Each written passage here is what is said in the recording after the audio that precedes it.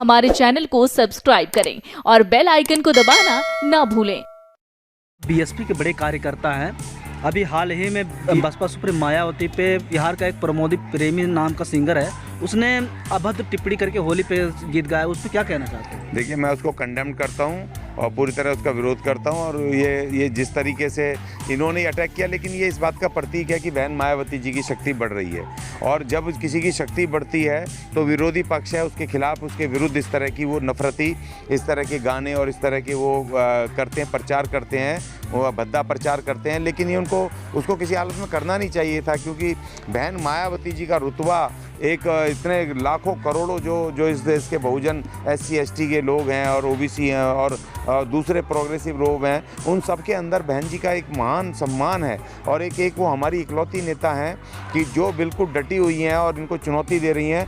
तो ये मैं उसका तो विरोध करता हूँ, कंडेम करता हूँ बहुत। मैंने अभी वो गाना मैंने सुना था इस बारे में, लेकिन गाना मैंने देखा नहीं है। और इसके ऊपर हम कुछ कानूनी कार्रवाई करने की भी बात करेंगे, क्योंकि SC ST एक्ट भी इस पर लगेगा। SC ST महिला ने इस तरह से अभद्र टिप्पणी करी है, गाने में टारगेट किया है, तो उसके खिलाफ उसको, क्योंकि देखिए कावा पे उसने क्या बोला था, उसने लड़की ने, नेहा राठौर ने, उसको पुलिस नोटिस भेज रही है। ये तो हमारी बहन एक महिला SC ST की महिला पर ये इस तरह से ये मुख्यमंत्री रह चुके हैं, चार बार मुख्यमंत्री रह चुकी हैं। और हमारी SC ST की महिलाएं और लाखों करोड़ों लोग उनको अपनी देवी के रूप में, बहन के रूप में, अपनी माँ के रूप में, अपनी नेता के रूप में मानते हैं। और इस तरह बर्दाश्त नहीं। जहाँ पर एक 4 बार की मुख्यमंत्री होकर उनके साथ अभद्र भाषाओं का इस्तेमाल किया जा रहा है, OBC समाज कर रहा है, जो वो यादव कहते हैं वो कर रहे हैं, तो आम साधारण गांव में जो रहने वाले कम पढ़े लिखे लोग हैं, जो गरीब तबके हैं, उनके साथ इस तरह का कैसा व्यवहार हो रहा होगा? देखिए, वो तो बात आपकी ठीक है कि जब कमज़ोर तबके उन पर तो ज़्यादा अत्याचार हो ही रहा है। जब ताकतवर महिला को, जो कि राजनीतिक रूप से बहुत शक्तिशाली हैं, 4 बार की वो पूर्व मुख्यमंत्री रही हैं, प्रशासनिक शक्ति सबने देखी है उनकी, तो उसमें तमाम लोगों को ये तो पता ही है। लेकिन क्या है कि हमें किसी भी व्यक्ति को, कोई अगर यादव अगर किसी ने अटैक किया है, किसी और जाति ने, OBC की जाति ने कराया या किसी ने भी करा है, तो हमें उसको जाति के रूप में ना देख करके विचारधारा के रूप में देखना चाहिए कि वो किस विचारधारा से। क्योंकि बहुत सारे अपर कास्ट के ऐसे भी हैं जो प्रोग्रेसिव लोग हैं, जिन्होंने कि खुद मनुवाद का और इनका हिंदू राष्ट्र का बहुत भयंकर विरोध किया है और कर रहे हैं। तो ऐसे लोगों को विभीषण समझ करके उनको आइडेंटिफाई करना चाहिए और उनके खिलाफ कानूनी कार्रवाई करने की कोशिश करनी चाहिए। आपकी तरफ से, BSP की तरफ से क्या है रवैया होगा, उस एक्शन होगा? देखिए, वो तो ऊपर लीडरशिप तय करेगी। मैं तो बहुजन मूवमेंट का मैं सिपाही हूँ और मैं बहुजन मूवमेंट का समर्थक हूँ। माननीय कांशीराम जी का जो मूवमेंट था, मैं उसका समर्थक हूँ। बहन जी का मैं बिल्कुल समर्थक हूँ और मैं समझता हूँ बहन जी को इस देश की प्रधानमंत्री बनना चाहिए, उसके लिए मैं काम कर रहा हूँ। लेकिन क्या है कि जो वहाँ की टॉप लीडरशिप, चुनी हुई लीडरशिप है बहुजन समाज पार्टी की, वो उस पर काम एक्शन लेगी, जरूर लेगी। और एक प्रवक्ता ने BSP के कहा भी है इस विषय में, जरूर इस पर BSP की ओर से होगी। अभी फिलहाल में प्रयागराज में BSP के विधायक को गोली मार के हत्या कर दी गई, उस पर आप क्या कहना चाहोगे? BSP की तरफ से क्या रिएक्शन होगा? नहीं, BSP ने उस पर कहा है कि गुंडाराज, कुछ इस तरह से उनकी रिएक्शन आया है कि भाई ये तो बिल्कुल ऐसे गुंडों का राज हो गया, किसी को गोली मार दो, किसी को भी कुछ कर दो, किसी को घर तोड़ दो, किसी का कुछ भी कर दो। मतलब पूरी तरह से जो वहाँ का लॉ एंड ऑर्डर है पूरी तरह से फेल हो गया है और पूरी तरीके से जो प्रशासन है पूरी तरह से लापरवाह हो गया और गुंडों के और राजनीतिक शक्ति के सामने झुक गया है। तो इस समय वैसे ज़्यादा समय नहीं है, अब 7-8 महीने का समय है, हमें थोड़ा सा इंतजार करना चाहिए। क्योंकि अगर इनका ये तमाम सरकार फेल होगी, तभी जा करके हम जनता के बीच में इनके कुकर्म बता पाएंगे, इनकी फेलियर को बता पाएंगे। और इसीलिए ठीक है, ये अपना नुकसान खुद कर रहे हैं और अपनी राजनीतिक शक्ति को ये खुद ही कम कर रहे हैं, इसमें हमारा कोई कसूर नहीं है। आप बहुजन मूवमेंट के बहुत मजबूत नेता हैं। अभी फिलहाल अंबेडकर इंटरनेशनल बाबा साहब मूर्ति के सामने शिवलिंग बैठाया गया, उस पर आपका क्या विचार है? नहीं, मैं उस पर ढूंढ रहा हूँ, क्योंकि जब ये काम हुआ तो मैं दिल्ली में नहीं था। अभी मैं उसको पूरे जितने फ़ोटो तस्वीरें सारी आ रही हैं, हम इसको नोटिस भेजेंगे, इनको लीगल नोटिस भेजेंगे। इसको जो इन अधिकारियों ने जिस तरह की हरकत की है, मंदिर थोड़ी है, ये मंदिर नहीं है, ये डॉक्टर अम्बेडकर फाउंडेशन के नाम से 1860 की एक संस्था रजिस्टर्ड है, उसके नाम पर ये है। और उसके बाद इन्होंने उसको इंटरनेशनल कर दिया, इसको जगह को ले करके कब्जा करके सरकार ने। और अभी हमारे डॉक्टर अम्बेडकर के सामने उस प्रतिष्ठान में जो संविधान का जनक है, जो विज्ञान के ऊपर, जो वैज्ञानिक के आधार पर जिन्होंने भारत के संविधान संविधान को लिखा, उनके सामने आप उसमें वो शिवलिंग बिठा रहे हैं, धार्मिक उसको कृत्य को कर रहे हैं, तो ये भारत सरकार की मिलीभगत से हुआ है। उस अधिकारी की कोई हिम्मत नहीं है, जरूर उसको डायरेक्शंस मिले तब जा करके उसने हरकत की है। और दूसरी बात ये कि मैं अपने बहुजन्स को मैं अपील करता हूँ बार बार कि एक तो अलीपुर 26 नंबर अलीपुर रोड पर वहाँ भागीदारी कम हो गई है, वहाँ पिकनिक मनाओ, घूमने जाओ हफ्ते में, और जैसे मौका मिले वहाँ जाओ। और एक ये जनपद पे जो इंटरनेशनल डॉक्टर अम्बेडकर इंटरनेशनल बनाया, इसमें आकर के बैठो, पूरा दिन खर्चा करो, क्योंकि हमारे लोग नहीं आ रहे हैं, इसलिए वो अपनी मनमर्जी कर रहे हैं, हमारे नेता नहीं जा रहे हैं वहाँ पर। डॉक्टर अम्बेडकर को इतना पूजनीय मान रहे हैं, भगवान उनको मान रहे हैं, तो आप क्यों उसमें विरोध क्यों कर रहे हैं? नहीं, हमें भगवान नहीं बनाना। बाबा साहब ने खुद ही मना किया था कि मुझे बिल्कुल वीर पूजा मत करना मेरी, मुझे भगवान मत बनाना, क्योंकि वीर पूजा करते ही मेरे जो विचार हैं वो ख़त्म हो जाएंगे। किसी की भी वीर पूजा करने से उसको फिर आप उससे मांगोगे, नौकरी मांगोगे, उससे आप शादी के लिए मांगो। भगवान से क्या मांगते हैं? शादी करवा दे, अच्छी लड़की दे दे, मकान दे दे, नौकरी दे दे, धन संपत्ति दे दे, लॉटरी लगवा दे। तो ये थोड़ी बाबा साहब से मांगना है, इसलिए भगवान बनाना उनको, उनके विचार को, उनके संघर्षों को दफन करना है, ख़त्म करना है क्या? तो इसलिए हमें बाबा साहब को भगवान बनने का विरोध करना है। ये जो भगवान बनाने की कोशिश कर रहे हैं, और उनकी वीर पूजा बिल्कुल किसी तरह नहीं होनी चाहिए। ये बाबा साहब स्वयं हमें सावधानी बरतने के लिए बोल करके गए थे, और इसीलिए हमें तमाम लोगों को इस पर ध्यान रखना कि बाबा साहब को भगवान ना बनाएं। तो इसी ठीक है ना, बहुजनों को क्या किस पे ध्यान दिया जाए? अगर भगवान नहीं मनाया जाए तो उस पर क्या चीज़ पे ध्यान दिया जाए जो बहुजन समाज को जागरूक? बाबा साहब के विचारों को और उनके संघर्षों को प्रचारित किया जाए, घर घर गांव गांव जाके बाबा साहब के संविधान का प्रचार किया जाए, उसके ऊपर लोगों को समझाओ, संविधान पे उनके अधिकारों का बताओ, फंडामेंटल राइट बताओ जो संविधान में बाबा साहब देखे गए हैं, कानून के बारे में बताओ, और बाबा साहब के विचार, उसके जीवनी पर आप प्रचार करो। आपको किसने रोका है?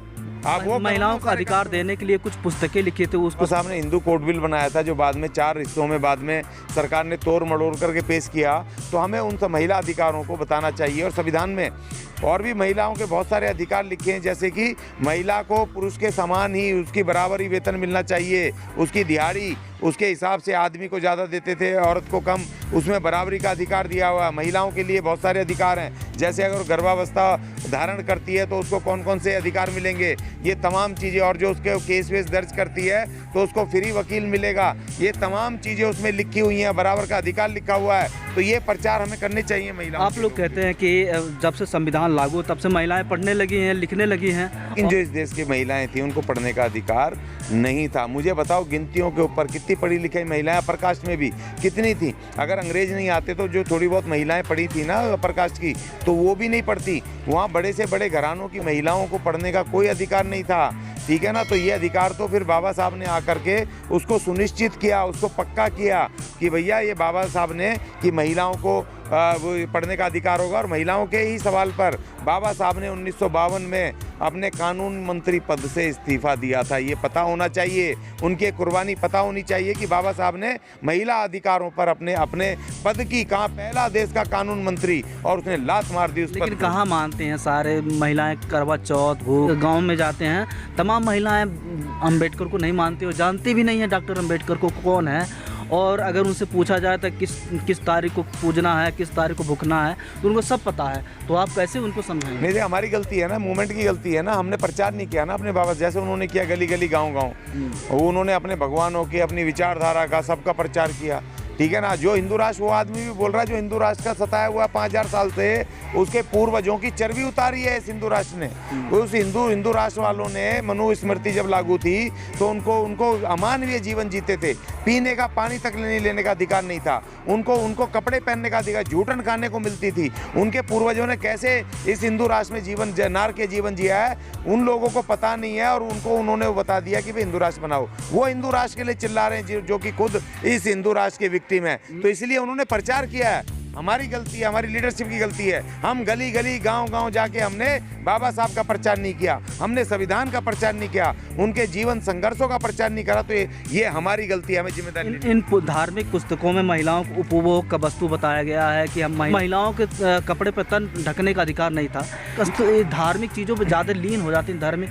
तो इनको जागरूक करने के लिए क्या करना चाहिए? नहीं देखिए, आप देखिए सही कह रहे हैं, ये इन्होंने अपना प्रचार किया और आज भी महिलाओं को जैसे पीछे हुआ था मंदिरों में, बहुत सारे मंदिरों में जाने की आज भी इजाज़त नहीं है, ठीक है ना। जैसे वो मूवमेंट चला था महिलाओं ने किया था महाराष्ट्र के कुछ मंदिरों में, वो जाने का किया था, तो आज भी नहीं है। फिर भी उसके बावजूद भी इनको बता दिया कि तुम घरों में पूजा करो, तुम सत्संग बुलाओ, तुम बाबाओं के यहाँ पे सत्संग में करवाओ, है ना। ये सब बाबा बूबा थोप थाप करके महिलाओं को, क्या आपको नहीं लगता है इन महिलाओं के बीच में अब हमें संविधान का, जैसे हमने संविधान चालीसा शुरू किया है, अब हम कह रहे हैं कि भैया हम संविधान चालीसा हम घर घर जाके प्रचार कर रहे हैं, 2 हो 4 हो 5 हो परिवारों में प्रचार कर रहे हैं। संविधान के वो अनुच्छेद बता रहे हैं जो उनको ताकत देते हैं, जिनकी वजह से उनको शिक्षा मिली है, जिनकी वजह से उनको आज़ादी मिली है, जिनकी वजह से महिलाएं आज नौकरियां कर रही हैं, पायलट बनी हैं, जिसकी वजह से एक विधवा महिला इस देश की प्रधानमंत्री बनी, जबकि विधवा को तो घर से निकलने का भी अधिकार नहीं है, उसको तो कपड़े रंग बिरंगे कपड़े पहनने का भी अधिकार नहीं था।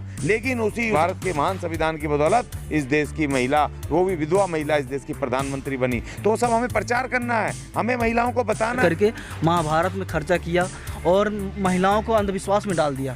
तो कैसे महिलाओं को देखो भाई, वो काम कर रहे हैं, हम काम नहीं कर रहे हैं, हम घरों में हम कह रहे हैं महिलाओं को जागरूक करना। अरे भाई तो कैसे होंगी, हमें जाना पड़ेगा, मैं कहता रहा हूँ बार बार, हमें प्रचार करना पड़ेगा, उन महिलाओं को बताना पड़ेगा। हम प्रचार नहीं, हम बैठे टाई कोट लगा के अम्बेडकर बन के हम बैठ गए अपना ऑफिस खोल करके कि भैया वो मेरे घर आओ, मैं नहीं जाऊंगा। ऐसे बहुत सारे नेता देखे हैं, मैं क्यों जाऊं, तुम आओ मेरे घर में, बहुत तगड़ा अम्बेडकर बन गया।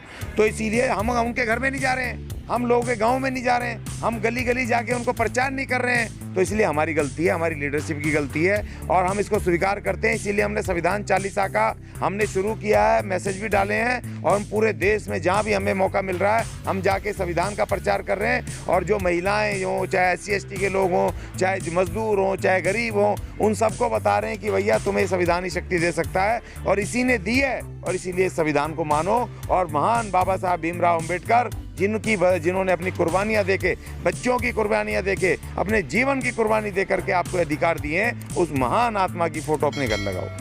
हमारे चैनल को सब्सक्राइब करें और बेल आइकन को दबाना ना भूलें।